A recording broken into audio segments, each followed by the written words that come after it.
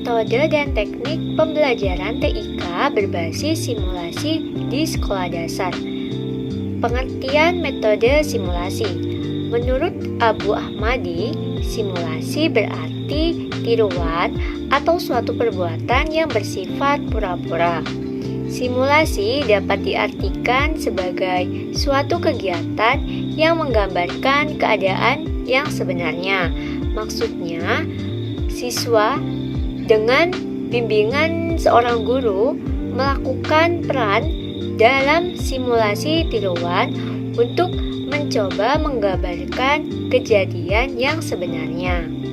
Kemudian, menurut Kamus Bahasa Inggris, simulasi berasal dari kata simulate yang artinya pura-pura atau berbuat seolah-olah, dan simulation artinya tiruan atau perbuatan yang pura-pura. Jadi, kesimpulannya adalah metode simulasi merupakan cara penyajian pengajaran dengan menggunakan situasi tiruan untuk menggambarkan situasi sebenarnya agar diperoleh pemahaman tentang hakikat suatu konsep, prinsip, atau keterampilan tertentu. Tujuan menggunakan metode pembelajaran berbasis simulasi antara lain yang pertama, membantu siswa dalam menerapkan keterampilan untuk membuat keputusan dalam menyelesaikan masalah. Dan yang kedua, membantu siswa untuk mengembangkan kemampuan dalam berinteraksi antar sesama manusia. Ketiga, guru memberikan kesempatan kepada siswa untuk menerapkan tentang berbagai prinsip dan juga teori. Dan yang keempat, melatih siswa untuk memecahkan masalah dengan berbagai manfaat sumber-sumber yang dapat digunakan dalam memecahkan masalah. Alasan menggunakan metode pembelajaran berbasis simulasi yaitu terdapat konsep-konsep yang harus diresapi dan juga dirasakan oleh peserta didik secara langsung. Misalnya, saling hormat menghormati sesama manusia. Kedua, menanamkan sikap-sikap normatif kepada peserta didik yang harus direfleksikan dalam apresiasi jiwa. Contoh dari sikap normatif ini seperti kejujuran, disiplin, dan juga tanggung jawab. Alasan yang terakhir yaitu agar peserta didik dapat berperan dan berkomunikasi secara baik. Metode simulasi ini memiliki kelebihan dan juga kekurangan. Kelebihan metode pembelajaran berbasis simulasi ini yang pertama, menciptakan kegairahan peserta didik untuk belajar. Maksudnya, peserta didik ini akan merasa bersemangat dengan adanya kegiatan belajar dengan menggunakan metode simulasi ini. Hal ini membuat peserta didik ingin segera menampilkan dan juga mempraktekkan materi yang akan dipelajari. Kemudian yang kedua, memupuk keberanian dan kemantapan penampilan peserta didik di depan orang banyak. Ketiga, peserta didik memiliki kesempatan untuk menyalurkan perasaan yang terpendam di dalam dirinya sehingga akan mendapatkan sebuah kepuasan serta kesehatan jiwa. Dan kelebihan yang terakhir yaitu simulasi ini dapat dijadikan sebuah bekal bagi kehidupannya di masyarakat. Kelemahan metode pembelajaran berbasis simulasi yaitu yang pertama, biasanya itu memerlukan waktu yang relatif banyak. Yang kedua, pengelolaan yang kurang baik seringkali dijadikan alat hiburan sehingga tujuan utama dari pembelajaran tersebut tidak tersampaikan. Dan yang ketiga yaitu faktor psikologi seperti rasa malu dan juga takut seringkali mempengaruhi siswa dalam melakukan simulasi. Nah, kita masuk pada pengertian teknik simulasi TIK. Apa sih pengertian dari teknik simulasi TIK itu? Nah, pengertiannya adalah cara yang dilakukan oleh seorang guru dalam mengimplementasikan suatu metode secara spesifik. Contohnya yaitu penggunaan metode diskusi. Selanjutnya yaitu manfaat penerapan metode dan teknik pembelajaran TIK berbasis simulasi di SD.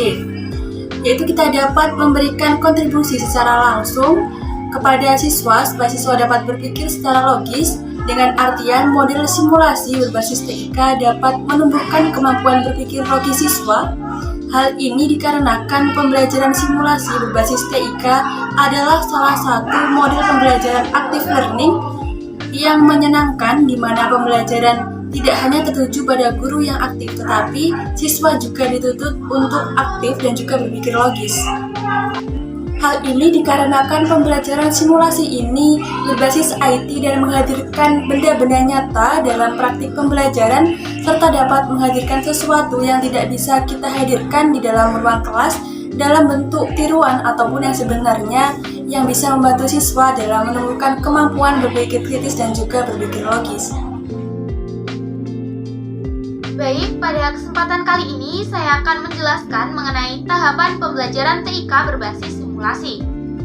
Menurut Pusat Bahasa Departemen Pendidikan Nasional tahun 2005, simulasi merupakan salah satu metode pelatihan yang memperagakan sesuatu dalam bentuk tiruan yang mirip dengan keadaan sesungguhnya.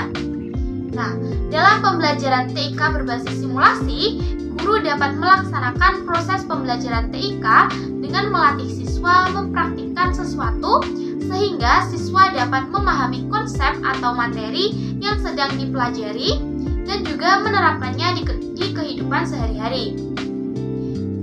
Pembelajaran TIK berbasis simulasi ini terdiri dari 3 tahap, yaitu tahap perencanaan simulasi, tahap pelaksanaan simulasi, dan juga tahap penutup atau evaluasi simulasi. Nah, kali ini saya akan menjelaskan terkait tahapan perencanaan dan juga tahapan pelaksanaan simulasi. Yang pertama, tahap perencanaan. Tahap perencanaan merupakan proses penyusunan sesuatu yang akan dilaksanakan untuk mencapai tujuan yang telah ditentukan.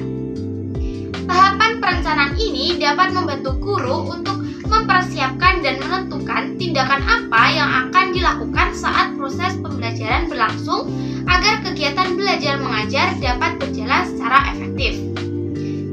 Untuk menjalankan tahap perencanaan dengan baik, seorang guru harus mempertimbangkan 3 poin.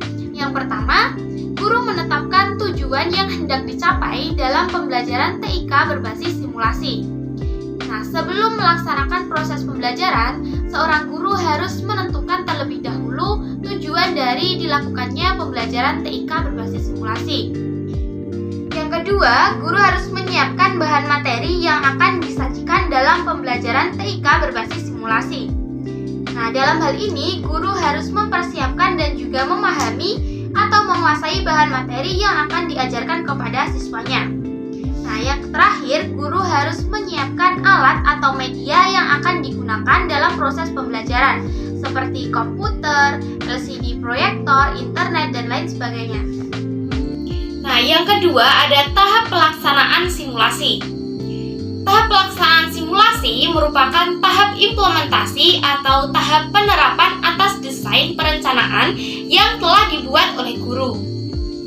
Nah, pada tahap ini terdapat beberapa langkah untuk melaksanakan simulasi. Di antaranya, yang pertama, guru menjelaskan topik atau materi yang akan dipelajari oleh siswa. Nah, sebelum memulai simulasi, guru akan menjelaskan terlebih dahulu topik atau materi yang akan disimulasikan sehingga siswa dapat memahami materi tersebut dengan baik.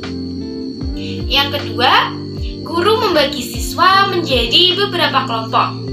Nah, dalam hal ini, siswa akan dibagi menjadi beberapa kelompok dan guru juga akan menentukan kelompok-kelompok yang akan melakukan simulasi. Dan yang ketiga, Guru membimbing siswa untuk melaksanakan simulasi. Guru akan membimbing dan juga mengarahkan siswa selama proses simulasi berlangsung sehingga simulasi dapat berjalan dengan lancar.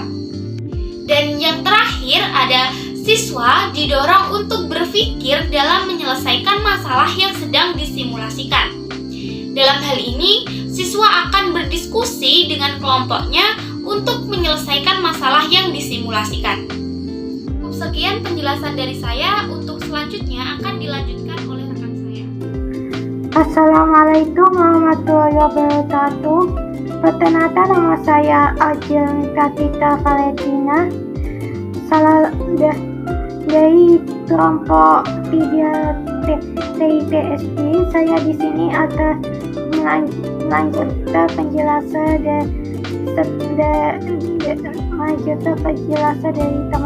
dari teman saya. Saya di sini akan menjelaskan tahap penutup atau evaluasi simulasi. Pada tahapan penutup ini terdapat beberapa hal yang harus dilakukan oleh seorang guru ya.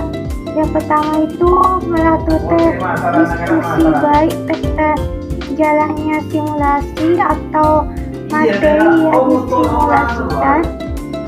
Ya, dulu harus mendorong siswanya agar memberikan kritik dan pendapat terhadap proses pelaksanaan simulasi. Yang kedua, merumuskan kesimpulan tentang jalannya simulasi. Berdasarkan penjelasan yang sudah dibahas oleh pemateri sebelumnya, dapat disimpulkan bahwa pelaksanaan simulasi terdiri atas 3 tahapan, yaitu tahap perencanaan atau persiapan simulasi, tahap pelaksanaan simulasi, dan tahap penutup atau evaluasi simulasi. Pada tahap persiapan, seorang guru akan menjelaskan materi pelajaran untuk memberikan gambaran awal dan memberikan topik simulasi awal tentang materi yang ingin disimulasikan. Tahap selanjutnya, tahap pelaksanaan adalah tahap di mana para siswa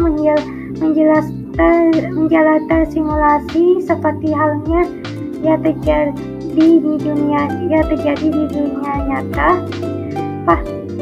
Lalu pada tahap penutup, guru mengajak siswa untuk berdiskusi baik tentang proses pelaksanaan simulasi maupun tentang materi yang disimulasikan. Di sini saya akan memaparkan tentang beberapa contoh media pembelajaran simulasi berbasis TIK. Nah, sebelum mengetahui lebih lanjut tentang contoh media pembelajaran simulasi berbasis TIK, terlebih dahulu di sini saya akan menjelaskan tentang pengertian media itu sendiri. Media berasal dari bahasa Latin yang merupakan bentuk jamak dari kata medium, yang secara bahasa artinya perantara, pengantar, atau penghubung. Nah, istilah media sendiri pada umumnya merujuk pada sesuatu yang dijadikan sebagai wadah, alat, atau sarana untuk melakukan komunikasi. Sedangkan pengertian media pembelajaran sendiri menurut Latuheru adalah suatu bahan, alat, atau teknik yang digunakan dalam proses belajar mengajar yang tujuannya agar proses interaksi siswa dengan guru dapat berjalan dengan lancar. Media pembelajaran juga memiliki manfaat yang cukup besar. Salah satunya yaitu memudahkan para peserta didik untuk mempelajari materi pelajaran. Media pembelajaran yang dipakai saat proses belajar berlangsung harus bisa menarik perhatian para peserta didik, supaya nantinya peserta didik dapat lebih merangsang materi yang disampaikan oleh guru untuk nantinya lebih berpikir dan beranalisis, dan juga membuat pembelajaran akan lebih menarik perhatian siswa sehingga dapat menumbuhkan rasa motivasi belajar peserta didik. Setelah mengetahui tentang pengertian media dan media pembelajaran sendiri, di sini saya akan memberikan beberapa contoh media pembelajaran berbasis TIK yang dapat dimanfaatkan oleh guru SD, yaitu yang pertama komputer. Komputer sendiri merupakan alat bias yang dapat dimanfaatkan sebagai media pembelajaran utama karena berbagai macam kemampuan yang dimilikinya. Nah, perkembangan pesat media komputer sendiri dalam proses belajar mengajar memberikan dampak pengaruh yang positif untuk kegiatan pembelajaran seperti media audio visual. Awal mula masuk sampai saat ini, media komputer masih mendapatkan perhatian yang besar dari semua kalangan karena komputer dianggap memiliki peran yang sangat penting. Nah, sebelum adanya komputer, seringkali para siswa disajikan pada materi yang sifatnya abstrak, sulit, dan di luar pengalaman siswa sehari-hari, sehingga materi yang diajarkan oleh guru akan terasa sulit dan monoton. Oleh karena itu, hadirnya komputer diharapkan para siswa dan guru dapat menyajikan suatu materi dan menerima informasi dengan baik melalui media visualisasi. Visualisasi sendiri adalah salah satu cara yang dapat dilakukan untuk mengkonkretkan sesuatu yang sifatnya abstrak. Sebagai contoh visualisasi dalam pembelajaran adalah berupa gambar 2 dimensi dan 3 dimensi. Untuk media pembelajaran simulasi berbasis TIK yang kedua yaitu internet. Nah, perkembangan teknologi informasi dan komunikasi yang sangat pesat ini memberikan alternatif suatu pemecahan masalah khususnya bagi para pendidik dalam mengatasi kesulitan sumber bahan ajar. Internet menyediakan solusi bagi pendidik dalam membuat persiapan pembelajaran yang berbasis TIK. Para pendidik tinggal mengakses dan berselancar di internet untuk mencari dan menemukan materi yang dibutuhkan sebagai bahan ajar di kelas nantinya. Nah, internet sendiri adalah sebuah sistem komunikasi global yang menghubungkan komputer-komputer lain atau jaringan-jaringan lain di seluruh penjuru dunia. Internet dapat memberikan informasi yang mendidik, positif, dan bermanfaat bagi manusia. Namun, internet juga dapat dijadikan sebagai lahan kejelekan dan kemaksiatan. Dengan adanya internet, persoalan kurangnya sumber bahan ajar tidak menjadi persoalan lagi, khususnya bagi seorang pendidik, karena internet sendiri adalah lautan atau gudang informasi di belantara informasi. Informasi apapun dapat diakses oleh guru maupun siswa. Seperti yang kita ketahui selama ini, bahwasanya proses kegiatan belajar mengajar melibatkan sebuah ruang kelas di mana para pendidik dan peserta didik bertemu secara langsung secara tatap muka. Hadirnya layanan internet memberikan kepada kita suatu sarana yang dapat digunakan untuk mendobrak adanya keterbatasan ruang dalam proses belajar mengajar. Sebagai contoh, mulai dari hal yang sederhana seperti beralihnya media pencarian informasi dari buku menjadi media digital. Apabila para pendidik ingin memberikan suatu materi tertentu kepada para muridnya, maka tidak diperlukan lagi di mana pendidik menulis di papan tulis dan peserta didik mencatat materi yang disampaikan oleh guru tersebut. Bahkan, penggunaan internet sebagai media dapat memungkinkan dihadirkannya layanan pendidikan yang sebelumnya tidak memungkinkan untuk hadir. Sebagai contoh, hadirnya situs-situs e-learning memungkinkan murid belajar secara lebih interaktif, secara proaktif. Berbagai macam program yang menunjang kegiatan pendidikan dapat kita tempatkan di internet. Sebagai contoh, website yang berisi simulasi, ilmu pengetahuan, atau situs-situs pendidikan yang dikemas dalam bentuk permainan untuk meningkatkan minat para siswa agar lebih termotivasi lagi dalam proses pembelajaran yang berlangsung. Baik, perkenalkan nama saya Aini Zahrok. Di sini saya akan melanjutkan contoh media yang digunakan dalam pembelajaran TIK berbasis simulasi di SD. Jadi, contoh yang ketiga yaitu email. Nah, para peserta didik harus dapat memanfaatkan teknologi informasi dan komunikasi dalam proses pembelajaran. Para peserta didik perlu menguasai dan mengerti perangkat keras dan perangkat lunak tersebut agar dapat membuat persiapan pembelajaran berbasis TIK untuk berkomunikasi. Salah satunya yaitu penggunaan email. Dengan menggunakan email, maka seorang guru perlu untuk memiliki akun di internet. Salah satunya dengan mendaftar di Gmail atau Yahoo. Setelah memiliki akun di Gmail atau di Yahoo, maka seorang guru dapat membuka dan mengirim email secara gratis kepada semua orang di seluruh penjuru dunia. Media yang keempat yaitu PowerPoint. Microsoft PowerPoint merupakan aplikasi yang disiapkan oleh perusahaan Microsoft untuk melakukan presentasi di depan publik yang terbatas. Aplikasi ini dilengkapi dengan fitur-fitur yang menyenangkan, sehingga sebuah presentasi dapat dibuat semenarik dan sekreatif mungkin. Dengan adanya aplikasi PowerPoint ini, guru dapat memanfaatkan aplikasi PowerPoint untuk kepentingan presentasi di kelas. PowerPoint sebagai perangkat lunak presentasi sangat membantu guru dalam memancing minat dan motivasi siswa untuk belajar. Di samping itu, suasana kelas menjadi aktif dan siswa merasa senang dengan presentasi yang ditampilkan oleh guru. Karena guru dalam presentasinya dapat menyisipkan suara tertentu atau bahkan lagu, gambar atau animasi yang lucu sehingga siswa merasa senang dan tidak bosan di kelas. Contoh media yang terakhir yaitu audio visual. Teknologi audio visual adalah cara menyampaikan materi dengan menggunakan mesin-mesin mekanis dan elektronis untuk menyajikan pesan-pesan audio visual.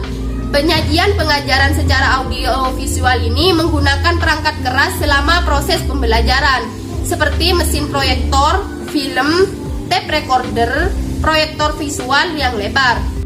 Ciri-ciri media audio visual ini yang pertama yaitu bersifat linier. Yang kedua, menyajikan visual yang dinamis. Yang ketiga, digunakan dengan cara yang sudah ditentukan sebelumnya oleh perancang. Dan yang terakhir, berorientasi pada guru. Pendekatan yang berorientasi pada guru adalah sistem pendidikan yang konvensional di mana hampir seluruh kegiatan pembelajaran dikendalikan oleh guru. Dalam sistem ini, guru menyampaikan pengetahuannya kepada siswa dalam bentuk pokok bahasan.